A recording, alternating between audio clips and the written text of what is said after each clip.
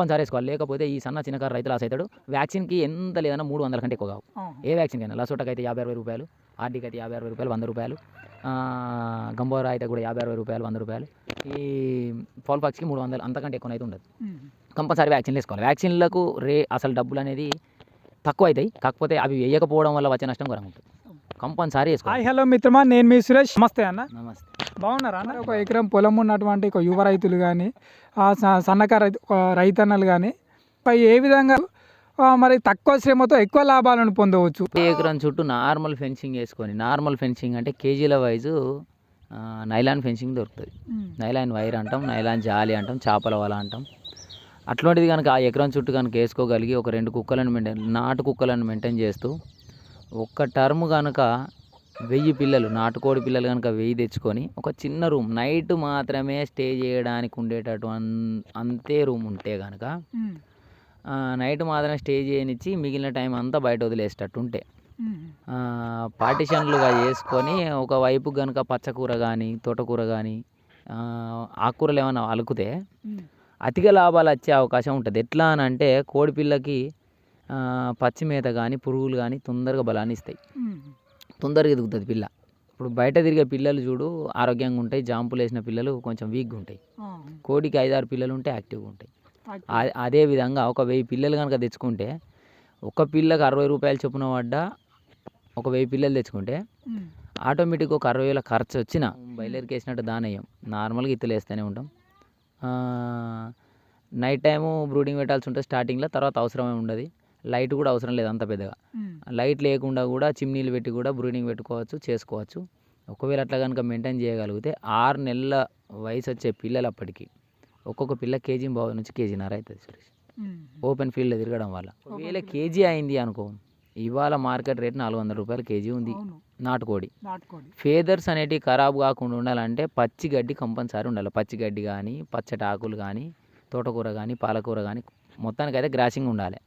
ఉంది అని అంటే ఫెదర్స్ లాస్ కావు. ఫెదర్స్ లాస్ కాలేదు అని అంటే కంపల్సరీ అమ్ముతుంది కోడి. అట్లా పెట్టిన 60,000 4 అయ్యే ఛాన్సెస్ కూడా ఉంటాయి. అట్లా లాభాలు వస్తాయి తప్ప నువ్వు అనుకున్నట్టు వ్యవసాయం చేస్తే లాభాలు లేవంటే కష్టం. మనం ఒకటి మాట్లాడుకున్నాం. ఇప్పుడు నాటుకోళ్ళ పెంపకం ఉన్నది అనుకో, మీకు అపారమైన అనుభవం నాటుకోళ్ళ పెంపకంలో ఉన్నది, పందెం కోళ్ళ పెంపకంలో ఉన్నది. కాకుండా మీ దగ్గర పందెం కోళ్ళ బాగా క్రేజ్ ఎక్కువ. ఇప్పుడు నాకు క్రేజ్ పందెం కోళ్ళల్లో క్రేజ్ ఉందని అంటే అటు రాజమండ్రి నుంచి కానీ, ఇటు విజయవాడ నుంచి కానీ రెగ్యులర్గా కోడిపుంజులకు వస్తారు కాబట్టి వచ్చిర్రు, అయిపోయినాయి. నాటుకోళ్ళు అయితే మటుకు ఇంతకుముందు నేను చెప్పినట్టు చదువుకుంటేనే లాభం ఎక్కువ ఉంటుంది. అన్న ఏదేమైనప్పటికీ మీకు అంటూ ఒక అపారమైన అనుభవం ఉంది. నాటుకోళ్ళైనా పందెం కోళ్ళైనా.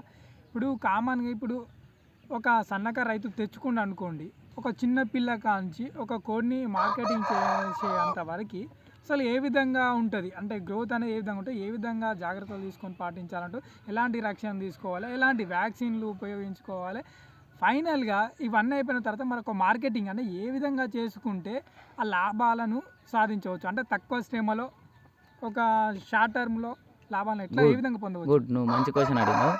వాస్తవానికి నేను చెప్పాల్సింది అదే, నువ్వు నా దగ్గర నుంచి తెలుసుకోవాల్సింది కూడా అదే. అయితే వాస్తవానికి ఏంటంటే ఒక చిన్నకారు రైతు ఇప్పుడు మనం చెప్పినట్టు కనుక ఒక 1000 పిల్లలు తెచ్చుకుంటే పాపం అతనికి ఏ వ్యాక్సిన్ వేయాలి, ఏం చేయాలి అనేది తెలియదు. పిల్లలు పుట్టిన తర్వాత స్టార్టింగ్ మనకు 1 డే చిక్స్ వచ్చినాయి అనుకో, 1 డే చిక్స్ వస్తే కనుక స్టార్టింగ్ బెల్లం నీళ్ళు పెడతాం. బెల్లం నీళ్ళు ఎందుకు పెడతాం? బెల్లం నీళ్ళు నువ్వులు పోస్తాము. బెల్లం నీళ్ళు ఎందుకు పెడతాము అని అంటే లోపల ఏమన్నా మైలు ఉంటే హీట్ ద్వారా బయటకు వచ్చేయాలని ఒకటి. రెండోది గ్లూకోజ్ ఎందుకు తాగుతాం మనం ఏదైనా ఫీవర్ వచ్చినప్పుడు? ఇన్స్టాంట్ ఎనర్జీ కోసం. సేమ్ గ్లూకోజ్లో ఎటువంటి శక్తి ఉంటుందో బెల్లం నీళ్ళల్లో శక్తి ఉంటుంది అని చెప్పేసి బెల్లం నీళ్ళు పెడతారు పిల్లలకు. తొందరగా శక్తి రావాలని చెప్పి యాక్టివ్ అవుతాయి పిల్లలు. నువ్వులు వేయడం వల్ల ఏమైనా కాల్షియం డిఫెక్ట్ ఉంటే కంట్రోల్ అయిపోతుంది. పిల్లలు కూలవాడాలు ఉండవు. పిల్లలలో మొటాలిటీ అంత ఎక్కువగా నడదు. ఇది ఫస్ట్ రీజన్. అది చేయాలి. ఫస్ట్ రోజు వచ్చిన పిల్లలకి 3 రోజుల వరకు ఇది. 3వ రోజు సింగిల్ డోసుల చోట, 7వ రోజు డబుల్ డోసుల చోట కంపల్సరీ వేస్తూ ఏ దొడ్డిలనైతే పిల్లలు ఉన్నాయో ఆ దొడ్డిలు అలుకు చల్లిపించుకోవడం కంపల్సరీ. అలుకు ఆవు పేడతోటి అలుకు కానీ, బర్రె పేడతోటి అలుకు కానీ కంపల్సరీ చల్లిపించుకోవాలి. తర్వాత ఈ 45 డేస్ వరకు అసలు పిల్లలు వెరీ యాక్టివ్ అయిపోతాయి. పిల్లలు కూడా ఇంచుమించు 1/2 kg వయసు వచ్చేది. 1/2 kg నుంచి 1/2 kg కంటే పైన కూడా ఏటి ఉంటాయి. ఆ టైంలో ఫౌల్ ఫాక్స్ వ్యాక్సిన్ కంపల్సరీ వేసుకోవాలి. ఫౌల్ ఫాక్స్ పోషమ్మ అంటాం కదా, అవును. కంపల్సరీ వేసుకోవాలి. లేకపోతే ఈ చిన్నకారు రైతు లాస్ అవుతాడు.